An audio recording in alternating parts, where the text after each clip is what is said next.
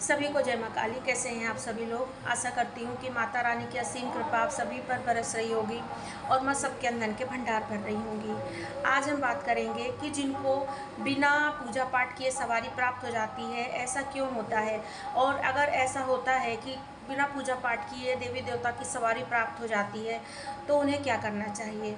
तो वीडियो पूरी देखिएगा और कमेंट में जय माँ काली जरूर लिखिएगा। चैनल पर नए हों तो सब्सक्राइब जरूर कीजिएगा। देखिए क्या होता है कि सवारी जो होती है वो हमें गुरु के द्वारा भी प्राप्त होती है। सवारी हमारे पूजा पाठ से भी खुश होकर के आती है, लेकिन जो गुरु के द्वारा सवारी प्राप्त होती है वो आपकी स्वयं की नहीं होती है, वो गुरु के द्वारा प्राप्त की हुई सिद्धि शक्ति होती है जो गुरु आपको देता है, और वो सवारी गुरु के माध्यम से ही कार्य करती है, गुरु के वचनों से ही चलती है। जो सवारी आपके पूजा पाठ से खुश होकर के आती है वो आपकी पूजा भक्ति से को देखती है, खुश होती है, और वो सवारी आपके पूजा भक्ति से खुश होकर के आती है। लेकिन कुछ ऐसे लोग होते हैं जो कहते हैं कि हम तो पूजा भी नहीं करते हैं और तो पर भी हमको माँ की सवारी आती है। ऐसा क्यों होता है? देखिए, आपके कुछ कर्म होते हैं पिछले जन्म के, कुछ आपसे भगवती पिछले जन्म से ही करवाना चाहती थी जो आप अधूरा छोड़ दिए होते हैं। अधूरे कर्म हो गए होते हैं, चाहे वो जन कल्याण का हो सकता है, चाहे वो माँ का मंदिर बनवाना हो सकता है, चाहे वो कुछ भी ऐसा काम हो सकता है, चाहे वो माँ को अपना प्रचार कहते हैं ना, अपना मतलब भक्ति को बढ़ाना होता है।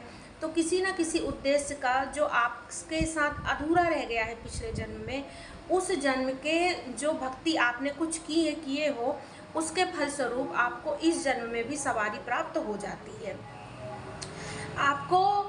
आप मनुष्य हैं, आपको अपने पिछले जन्म का नहीं पता होता है, लेकिन भगवती को आपके जन्मों जन्मों का पता होता है। और अगर वो आपके साथ कई जन्मों से चली आ रही हैं अगर माँ, तो आपको इस जन्म में भी जरूर प्राप्त होगी।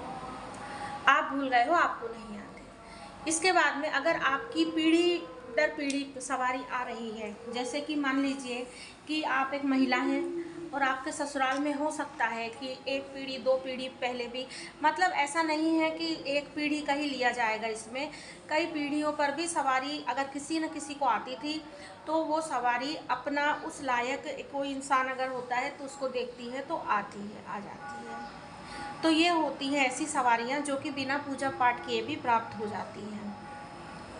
ये जो सवारियाँ होती हैं, ये सवारी आपको अगर आती हैं जो कि आपने उनकी पूजा पाठ नहीं किए हैं, तो ये अपनी मन मर्जी के हिसाब से काम करती हैं। ठीक है, अपनी मर्जी के हिसाब से चलती हैं। आपको उनको पूछा देना होगा तो देंगी, नहीं तो नहीं। ऐसी सवारियों में गुरु की ज़रूरत बहुत पड़ती है।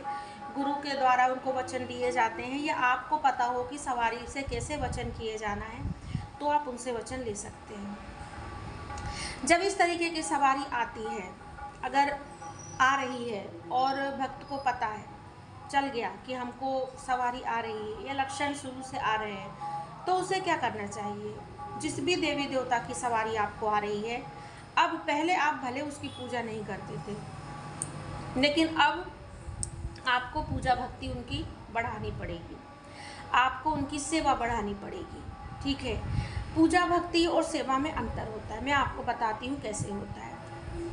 पूजा भक्ति का मतलब होता है कि आप जो है बैठकर चालीसा या फिर पाठ कर रहे हो या माला कर रहे हो, वो सब। सेवा का मतलब होता है कि अगर आपको सवारी प्राप्त है तो आप माता की सेवा, मतलब उनको दीपक, सुबह उठ के दीपक लगाना, भोग प्रसाद देना, समय समय से उनको भोग प्रसाद देना, ये उनकी उनकी सेवा होती है, ताकि वो सवारी जो हो उसको बल प्राप्त हो सके। नहीं तो क्या होता है कि ऐसी सवारियाँ आपको आ तो जाती हैं, ये सवारियाँ जब आपके साथ में आती हैं तो ऐसा नहीं है कि सवारी ही अकेले आ सकती है, इसके साथ में हो सकता है कि आपको कोई नेगेटिविटी या नकारात्मकता भी आ सकती है। ठीक है, क्योंकि आपने अभी उनकी पूजा पाठ नहीं किए थे, ये आपको पिछले जन्म की प्राप्त हैं। अगर ऑलरेडी आपके पहले शरीर में पहले से कोई नेगेटिविटी थी तो भी वो आपको साथ में लेकर के माता को साथ, अगर माता और दोनों साथ में चलेंगी तो आप फिर जान नहीं सकते हैं। तो अगर ऐसे में आपको सवारी आ रही है, आप पूजा पाठ नहीं कर रहे हैं किसी देवी देवता की, लेकिन फिर भी आ रही है आपको, तो आपको उनकी तुरंत पूजा पाठ फिर करना शुरू करना चाहिए। उनकी माला है, मंत्र जाप है, उनको भोग प्रसाद है, सब कुछ उनको देना आरंभ करना चाहिए। उन्हें भोग प्रसाद कैसा देना चाहिए? कोई भी तामसिक भोग आप माँ को ना दें। कोई भी तामसिक मतलब कि आप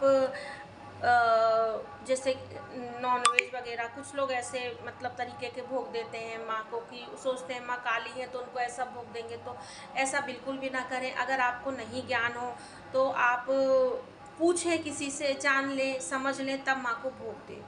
तो लेकिन भोग देना आपको आरंभ करना चाहिए। और ऐसे लोगों को नियम का पालन जरूर करना चाहिए, क्योंकि भगवती नियम पे चलती है आपके। आपको अगर सवारी आती है, अगर कोई आपको शक्ति से आ रही है, साथ में चल रही है, तो आपको नियम पालन करने पड़ेंगे। पहले नहीं करते थे आप, क्योंकि आपको नहीं पता था।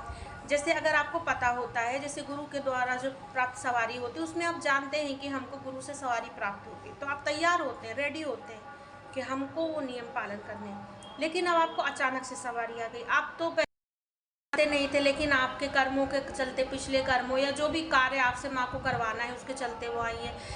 माँ कैसे भी आएंगी, एक बात बिल्कुल कंफर्म है, माँ कैसे भी आएंगी, बिना उद्देश्य के माँ नहीं आएंगी। माँ का उद्देश्य होता है। भूत प्रेत अगर आते हैं, उनका कोई उद्देश्य नहीं होता है, उनका कोई उद्देश्य नहीं होता है।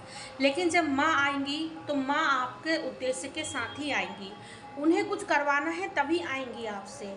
वो कोई भी कार्य हो सकता है, जन कल्याण करवाना होगा, आपके स्वयं का परिवार का कल्याण करना होगा, आपका कल्याण करना होगा, ठीक है, या मंदिर का निर्माण करवाना होगा। हो सकता है कई जन्म में आपने कहे हो कि हमको मंदिर का निर्माण करवाना है और आप नहीं करवा पा रहे हो, तो उसका कार्य बिना उद्देश्य के माँ नहीं आती।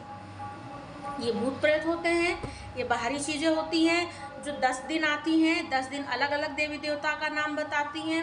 किसी दिन शांत रूप में आती हैं, किसी दिन बाल झटक कर आती हैं, किसी दिन चिल्ला कर आती हैं, किसी दिन रो कर के आती हैं। माँ भगवती जो अच्छी शक्ति होगी वो तरह तरह से भेष बदल कर नहीं आएगी, एक ही तरह से वो आएंगी, एक ही तरह से वो आएंगी, एक ही धाम का बोलेंगी, एक ही तरह से वो आपसे बात करेंगी। ना आपको चीखेंगी, ना आप पर चिल्लाएंगी, ना आपको अपशब्द बोलेंगी, ना आपको गाली गलौज करेंगी। बिल्कुल माँ ऐसे आती हैं, बात करती हैं कि आपको लगेगा कि आपकी स्वयं की माँ बैठ करके आपसे बात कर रही है। तो अगर इस तरीके से आपको सवारी आ रही है, इस तरीके से जैसे मैंने आपको बताई हूँ, तो आप पूजा पाठ करिए, उनकी भक्ति करिए, उनकी ऊर्जा को बढ़ाइए। टाइम टाइम से हवन कीजिए, टाइम टाइम से उनको भोग प्रसाद दीजिए, नियम का पालन कीजिए। पहले आप कहीं पर भी खा ले रहे थे, देखिए बहुत से लोगों की परेशानी की वजह यही है, सवारी आने के बाद उनको नियम नहीं पालन करने हैं। चाहे वो जानते हैं कि उनको सवारी आ रही है, अच्छे से जानते हैं, इसके बाद भी वो क्या करते हैं, उनको नियम नहीं करने हैं तो वो कुछ भी खाएंगे, बाहर जा कर के कहीं भी रोड पर खड़े होकर खा रहे हैं, कुछ भी खा रहे हैं, लहसुन है, प्याज है, बाहर का खा रहे हैं, कैसे कैसे हाथ का सब खा रहे हैं, किसी के भी घर का खा रहे हैं, किसी के भी कपड़े पहन रहे हैं, अपना भी किसी को दे रहे हैं, किसी के भी हाथ का भोजन। सवारी वाला व्यक्ति जो होता है उसके जीवन में यही तो चीज़ होती है कि देखिए शक्ति करना अलग बात है, लेकिन शक्ति को साधना अलग बात होती है। तो अगर आपको इस तरीके से सवारी आती है तो नियम का पालन कीजिए। नियम के लिए तो मैं यही कहूँगी कि चाहे जिस तरह से भी सवारी आ रही है, अगर जिस भी तरह से सवारी आ रही है, नियम का पालन कीजिए, अपनी सवारी की ऊर्जा बढ़ाइए, सात्विक तरीके से रहिए, कोई भी गलत चीज़ सोचिए मत, करिए मत, बोलिए मत, बिल्कुल एक, क्योंकि एक सवारी मतलब कि एक सात्विक सवारी मतलब आपके शरीर में देवता का वास होता है।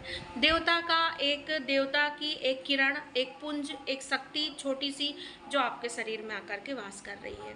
तो उसका सम्मान करने के लिए और उसको आगे बढ़ाने के लिए आपको क्या करना पड़ेगा, अपने आप को परिवर्तित करना पड़ेगा।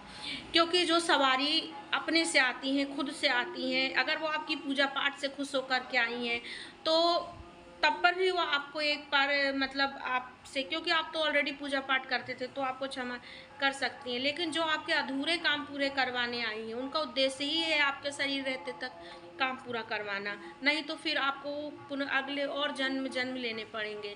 तो इसीलिए अगर इस तरीके से सवारी आ रही हैं तो नियम पालन करते हुए, पूजा पाठ करते हुए अपनी भक्ति को आगे बढ़ाइए। सवारी का सम्मान कीजिए, अपमान नहीं कीजिए और ना दूसरों को करने का मौका दीजिए। आशा करती हूँ वीडियो अच्छा लगा होगा। अगर अच्छा लगे तो कमेंट में जय माँ काली जरूर लिखिएगा। जय माँ काली।